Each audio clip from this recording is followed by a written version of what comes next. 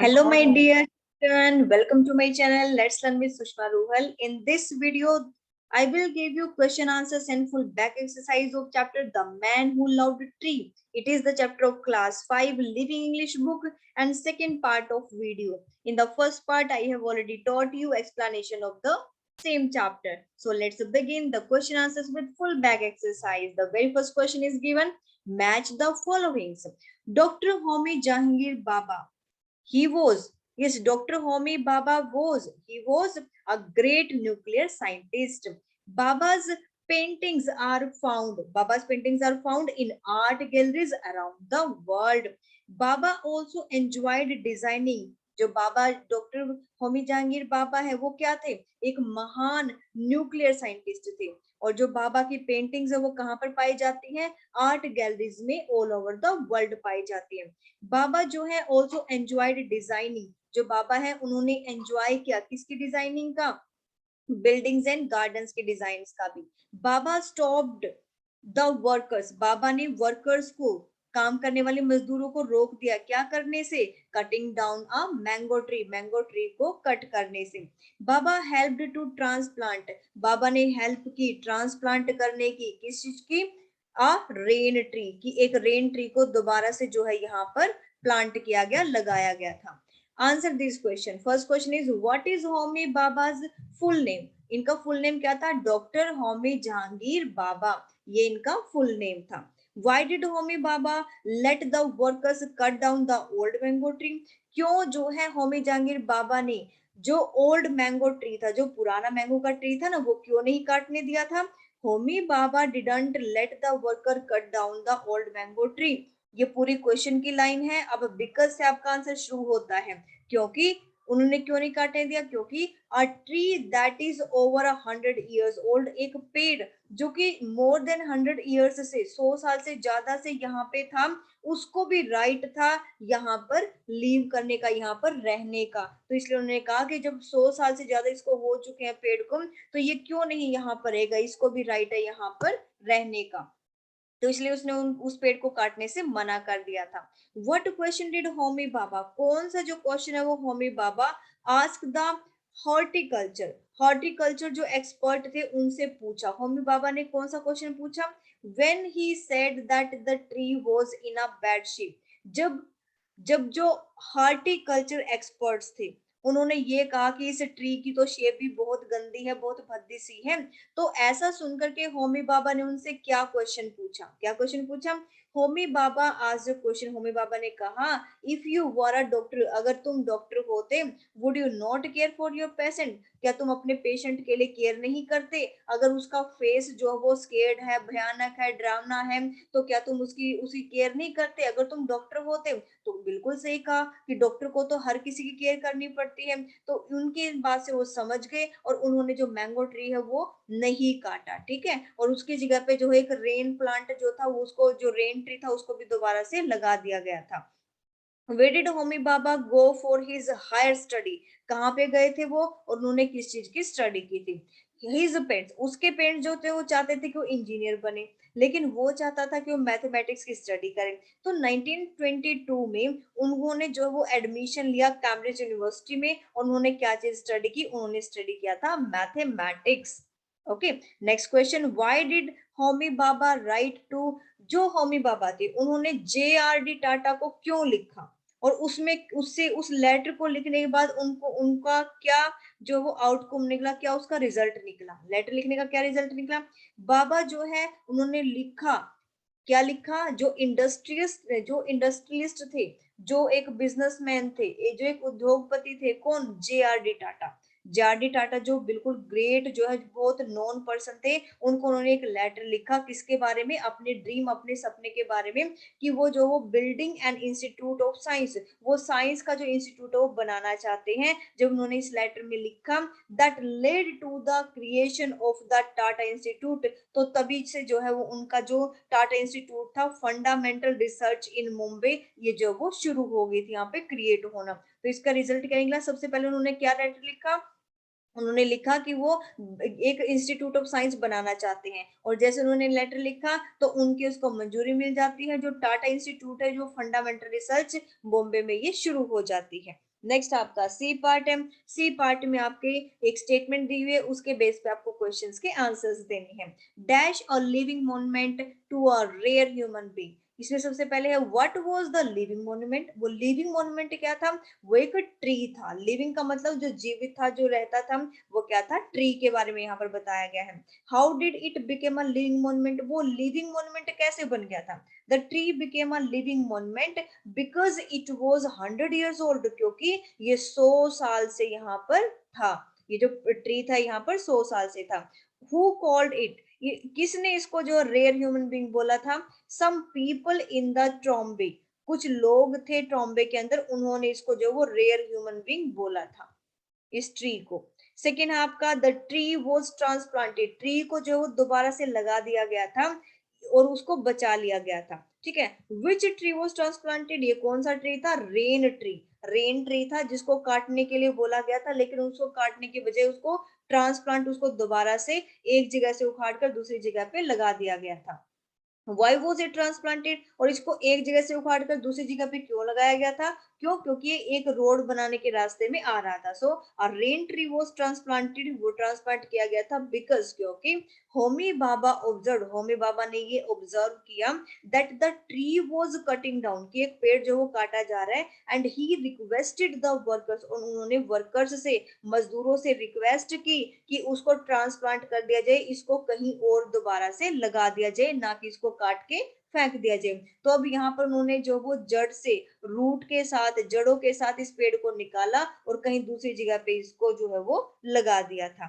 Who saved the tree, ये tree किसने बचाया था, ऑब्वियसली होमी बाबा ने इसको बचाया था।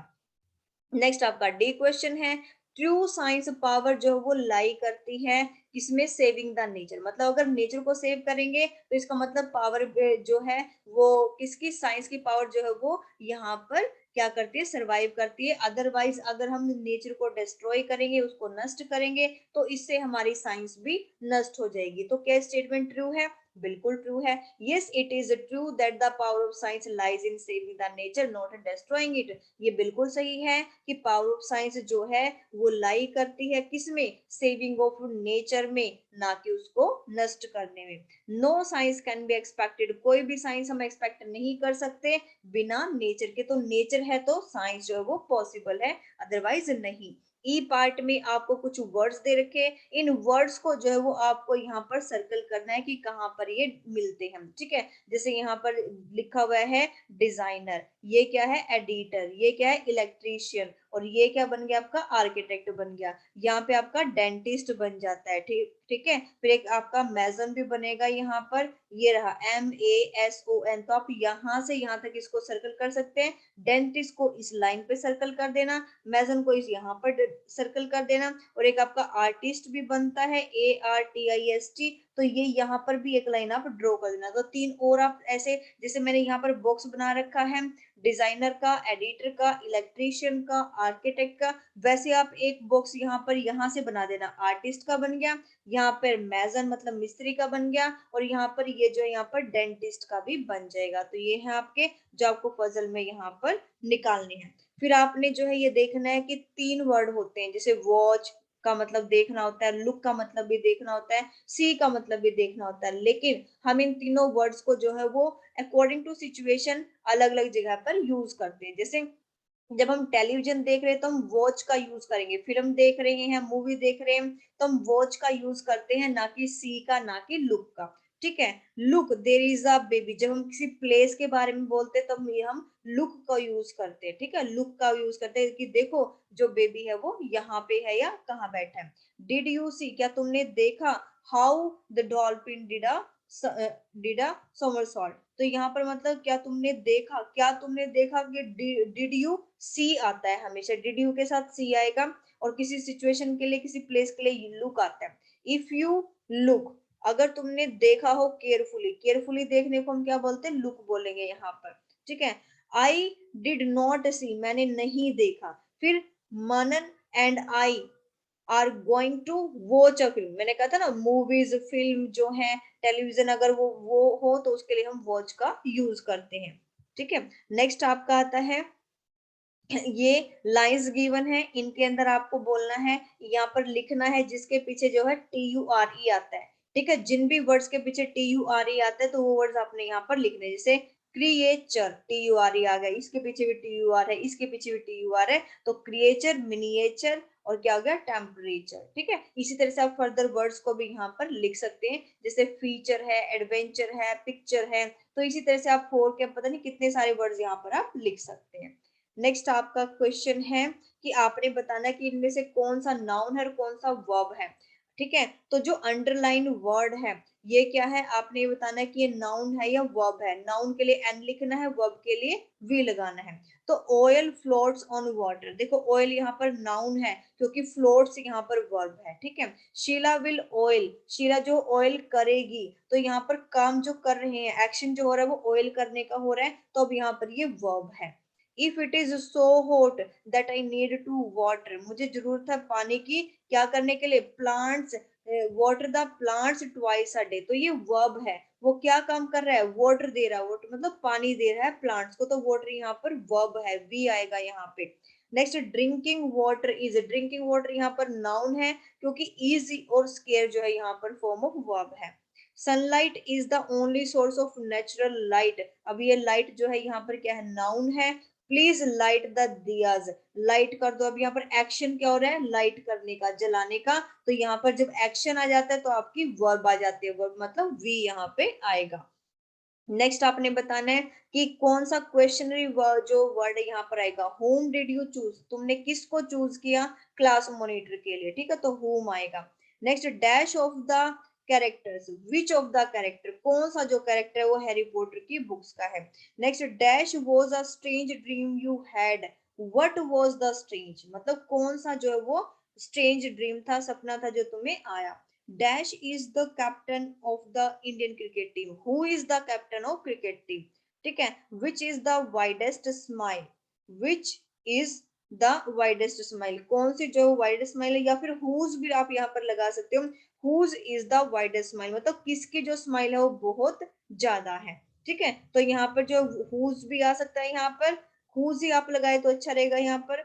Which is the widest, कि कौन सी जो widest smile है, ये जो है वो स्माइल विच भी आ सकता है और हुज भी आ सकता है, दोनों ही आ सकते हैं, आप यहाँ पर इसमें हुज भी लगा सकते हैं, डिपेंड करता है सिचुएशन पे, क्योंकि सिचुएशन क्लियरली नहीं दी थी वहां पर, ठीक है। Dash did you have breakfast today, what did you have, तुमने क्या ब्रेकफास्ट खाया है आज, ठीक है, तुमने क्या नाश्ता किया है। I have brought some cake to school, who wants it, कौन खाना चाहता है, तो कौन के लिए हु आएगा। हुज इज दिस डिक्शनरी, ये डिक्शनरी किसकी है। डू यू नो, क्या तुम्हें पता है, who from the class has been selected, की कौन जो है क्लास में सिलेक्ट हुआ, और कौन के लिए हम हु का यूज करते हैं। whom did the best actor award goes to, ठीक है, किसको जो है वो बेस्ट एक्टर का अवार्ड मिला है, किसको जाता है, तो विच आएगा, सॉरी whom आएगा। Of the two plays which do you think is suitable for annual day, annual day के लिए कौन सा प्ले दोनों में से सही है, तो कौन सा के लिए विच आएगा। What would you like to have, तुम क्या लेना पसंद करोगे, क्या के लिए व्हाट आता है। Dash is the umbrella, whose is the umbrella, किसकी अम्ब्रेला है जिस पर जो है वो रेड फोक्स जो डॉट्स हैं वो लगे हुए हैं, ठीक है। नेक्स्ट क्वेश्चन आता है आपका कि जिसमें आपको जो है क्वेश्चंस बनाने हैं और उसके साथ साथ आपने आंसर लिखने हैं कि पार्टनर ने क्या आंसर दिया, जैसे हु आर यू, पार्टनर ने क्या आंसर दिया, आई एम अ स्टूडेंट। जैसे where do you study, I study in DPS school. Where it is situated, it is situated in Delhi. Who teach you English, Miss Poonam Sharma teachers English.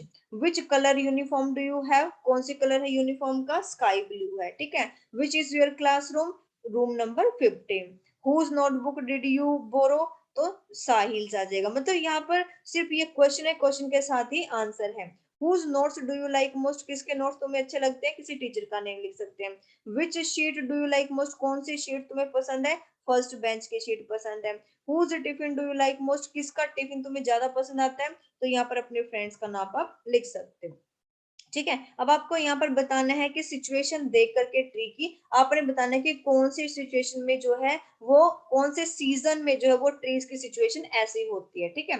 तो सबसे पहले देखो ये winter season का लग रहा है, ठीक है। उसके बाद जो स्प्रिंग सीजन, क्योंकि स्प्रिंग सीजन में जो है वो सेकेंड नंबर पे क्यों है, क्योंकि इसमें फ्रूट्स आ जाते हैं, सारी चीजें खिल उठती हैं, तो ये स्प्रिंग सीजन है। ऑटम सीजन ये क्यों है, क्योंकि यहाँ पर देखो लीव्स जो है वो नीचे गिर रहे हैं, और जब लीव्स नीचे गिरते हैं, पत्ते नीचे गिरते हैं, तो वो क्या होता है, ऑटम सीजन होती है, ठीक है।